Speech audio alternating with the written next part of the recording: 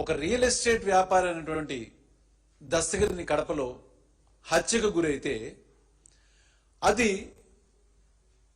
ఆ వ్యాపారి దస్తగిరి అన్న ఆయన మారమ్మ జాతరకి వెళ్తే అక్కడ ఏదో డీజే విషయంలో ఓ రెండు వర్గాల మధ్య వచ్చినటువంటి ఒక చిన్న వివాదం తర్వాత ఆ రెండు వర్గాలు కొట్టుకుని దానిలో దస్తగిరి యొక్క కొడుకు కొన్ని దెబ్బలు బాగా తగలటం వల్ల హాస్పిటల్లో అడ్మిట్ చేస్తే ఇదే దస్తగిరి వాళ్ళ కొడుకుని రిమ్స్లో హాస్పిటల్లో చూడటానికి వెళ్ళినప్పుడు అతి దారుణంగా వాళ్ళ ప్రత్యర్థుల ద్వారా చంపేయబడ్డాడు. దానిని మాజీ డిప్యూటీ మేయర్ అయినటువంటి నిత్యానంద రెడ్డి గారి హస్తం ఉందని, అది ఆయనే చేయించారని చెప్పని ఆయన మీద నింద మోపుతూ దాని నుంచి వైఎస్ జగన్మోహన్ రెడ్డి గారికి ఆపాదించడం అనేది ఎంత హాస్యాస్పదంగా ఉందంటే, అంటే దీనినే పనిగా పెట్టుకుని ఇద్దరు, నిన్నేమో మంత్రి రామానాయుడు గారు, ఇవాళ పార్థసారథి గారు, వాళ్ళ శాఖల్ని వదిలిపెట్టేసేసి వాళ్ళకిచ్చిన బాధ్యతలను వదిలిపెట్టేసి జగన్మోహన్ రెడ్డి గారి మీద ఇంత సిగ్గు లేకుండా, కొంచెం కూడా సిగ్గు లజ్జ లేని అసలు వాళ్ళ ప్రవర్తన, వాళ్ళ యొక్క స్పీచ్ వింటుంటే చాలా ఆశ్చర్యంగా ఉంది. అసలు మీకు ఏం బాధ్యత అప్పచెప్పారు? ప్రజలు మీకు ఇంత మ్యాండేట్ ఇచ్చి గెలిపించారని చెప్పని మీరు డంకా కొట్టుకుంటున్నారు కదా, మీ యొక్క శాఖల్ని మీరు సక్రమంగా నిర్వర్తిస్తున్నారా? రాష్ట్రంలో ఏది జరిగినా కూడా అది జగన్మోహన్ రెడ్డి గారికి ఆపాదించి గొడ్డల పార్టీ అని, హత్యలు చేస్తాడని చెప్పని ఎంత చండాలంగా మీరు మాట్లాడుతున్నారు. అసలు ఏదైనా కానీ అన్నిటిని మించి హోంశాఖ అనిత గారు ఎక్కడున్నారు చెప్పండి? గత 21 నెలలుగా దాదాపు 25 నుంచి 30 దాకా రాజకీయ మర్డర్లు జరిగినాయి. వాటన్నిటిని డైవర్ట్ చేయడానికి మీరు చేస్తున్నటువంటి ఈ డైవర్షన్ పాలిటిక్స్.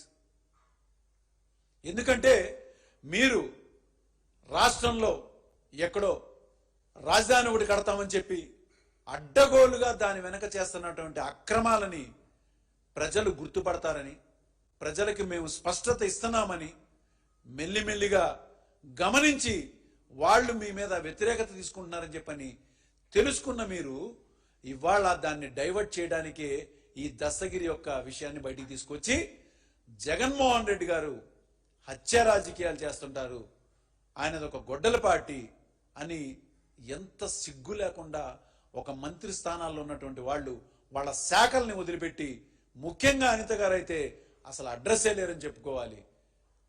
ఇలా చంద్రబాబు నాయుడు గారు ఇస్తున్నటువంటి డైరెక్షన్స్ లో ఆయన భజన బృందం, ఈ శాఖలన్నీ కూడా ప్రజలకు సేవ చేయాల్సిన పోయి భజన బృందం కింద మారి ప్రెస్ మీట్లు పెట్టి మాట్లాడుతుంటే చాలా అసహ్యంగా ఉంది.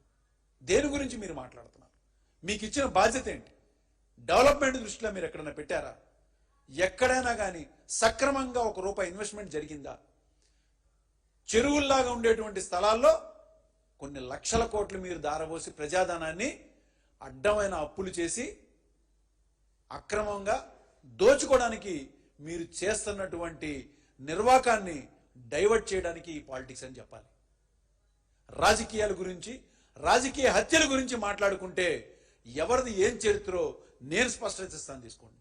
అసలు ఈ హత్య రాజకీయాలు అనే దాని విషయానికి వస్తే దాని పేటెంట్ చంద్రబాబు నాయుడు అని చాలా స్పష్టంగా చెప్పచ్చు. హత్యలు చేసేది, తర్వాత నిందలు వేసేది కూడా ఆ చంద్రబాబు నాయుడు గారు. ఎందుకంటే మొదటి నుంచి కూడా ఆయనది అదే వ్యవహార శైలి. మళ్ళీ ఇవన్నీ చేసినా కూడా ఆయన ఏం చెప్తాడంటే the politics should be neat and clean అంటాడు. ఎందు మరి అసలు ఆయన చేసేదే హత్య రాజకీయాలు, చేసేది అదే. ఎట్లా ఉంటాయంటే వీళ్ళు చెప్పేవన్నీ కూడా శ్రీరంగ నీతులు, చేసేవన్నీ నీచమైన పనులు, దూరేవన్నీ అడ్డమైన కొంపలని చాలా నానుడు మంచి సామెత ఉంది, అదే అనమాట. వీళ్ళేదో చాలా గొప్ప చేస్తున్నాము, మమ్మల్ని మించినటువంటి రాజకీయం, మేం ప్రజలకు చేసేటువంటి గొప్ప ఏమీ లేదని చెప్పి మాట్లాడుతున్నారు. మరి ఈ హత్య రాజకీయాల విషయంలో చరిత్ర ఎవరిదనేది నేను చాలా స్పష్టత ఇస్తాను. రాష్ట్ర రాజకీయాల్లో ముఖ్యమంత్రి ఎన్టీ రామారావు గారు, అప్పుడు ఆయన ఎన్టీ రామారావు గారు ముఖ్యమంత్రి ఉన్నప్పుడు మల్లెల బాబ్జీ అన్న ఆయన ఎన్టీ రామారావు గారి మీద దాడి జరిగారు. ఆయన హత్య ప్రయత్నం చేస్తే అదే మల్లెల బాబ్జీని తర్వాత ఒక లాడ్జిలో ఆయన శవమై కనిపించాడు. ఒక అనుమానాస్పద స్థితిలో చనిపోయాడు. దీనికి కారణం ఎవరు? అతని దగ్గర ఒక లేఖ కూడా దొరికింది. నాకు 3 లక్షల రూపాయలు ఇస్తానన్నారు, మరి 30,000 నాకు అందింది, నాకు చాలా అన్యాయం జరిగింది అని. ఇది ఎంతో అనుమానాస్పద స్థితిలో అతను చనిపోతే దాన్ని పక్కకి తప్పించారు.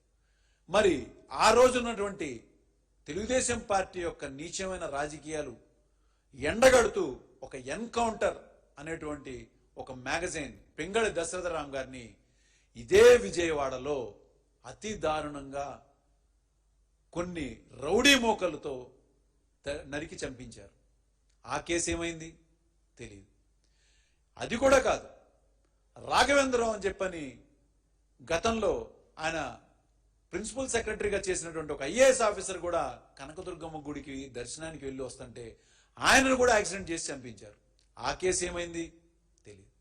ఇవన్నీ ఒక ఎత్తు అయితే, ఒక ప్రజాప్రతినిధిగా ఉంటూ పేదవాడి బాధల్ని, పేదవాడి గొంతుని అసెంబ్లీ వరకు తీసుకెళ్లినటువంటి ఒక మహనీయుడు, ఒక ప్రజానాయకుడు అయినటువంటి వంగవీటి మోహన్ రంగా గారి హత్య అనేది ఈ రాష్ట్రం కాదు, దేశం మొత్తం కూడా ఒక్కసారి ఉలిక్కిపడి చూసింది.